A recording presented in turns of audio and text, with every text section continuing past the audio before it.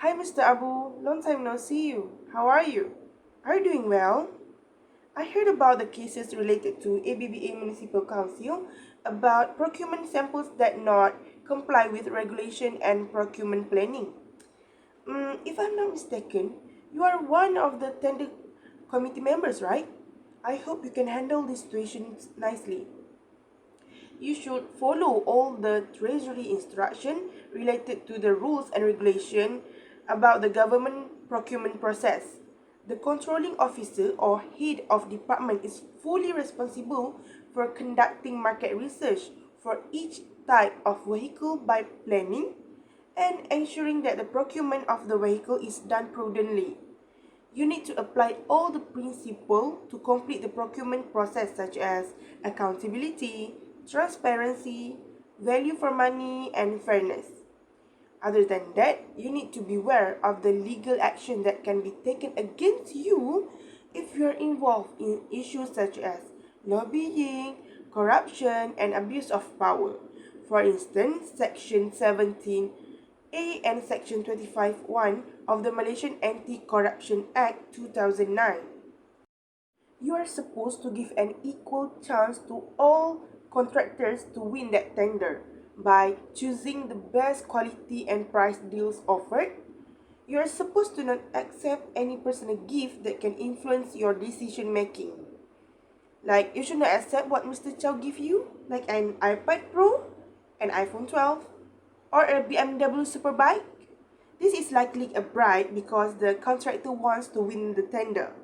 In this situation, you need to think rationally. In life, we need to buy what we can afford that is not beyond our capability. Our desires should not beat our needs, or we will suffer later. Our expense must not exceed our income.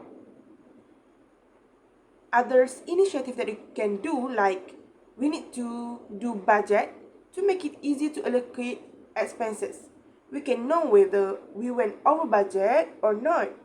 Besides, we need to spend some money on insurance, like medical health insurance, because we do not know what will happen in the future. Just in case at that time we do not have any saving, at least we have a backup plan, right? We also need to avoid accepting bribes. We should not normalize bribes in our life, even though the value is small. If can you imagine if our country has a lot of corruption cases, it will reduce economic growth. For example, if a leader involved with corruption cases, certain related project will not achieve their objective, right? Such a development project, a slight negative correlation can be observed between corruption and export. The willingness of exporter to provide their product and service in country with high level of corruption is essential. Although this differ depending on the country. I give you an example. Like the United States does not prefer to export to country with high corruption. As we can see in India, widespread corruption costs billions of dollars and threatens to derail the country's growth. We can see their citizens suffer because of their leaders' actions involving bribes. Their currency also decreases day by day. Their country does not develop like other countries, such as in infrastructure. We as a close friend need to remind each other because we want to succeed together. Not only in this world, but also in the hereafter. In our life, we must follow all the rules that are stated in the religion. Islam is the way of life. If we want a peaceful life, we must be close to our Creator.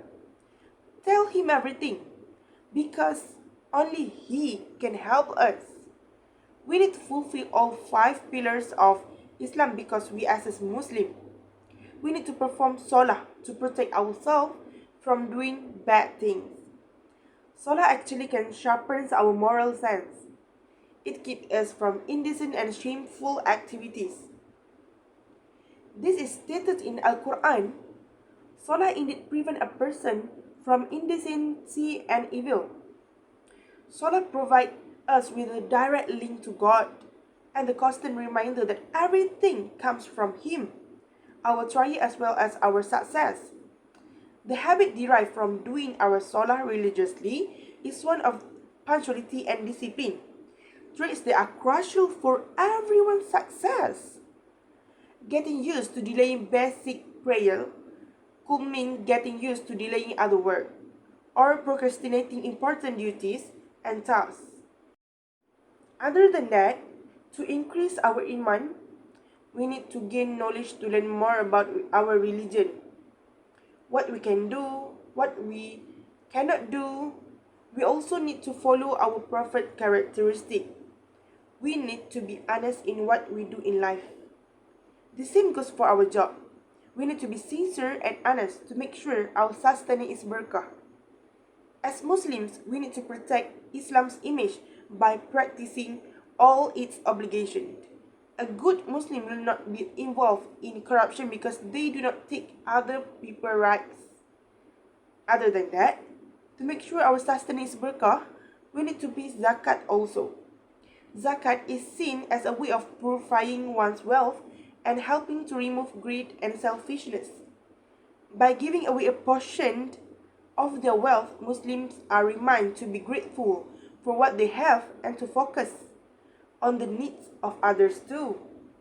Next, zakat also promotes equality by providing assistance to those who are in need, regardless of their social status or background. This helps to reduce poverty and promote greater social cohesion. So I think that's all from me. I hope you can be a better person in your life. If I'm doing a bad thing in my life, I hope you will also advise me as a friend, right? I hope you can meet again next time.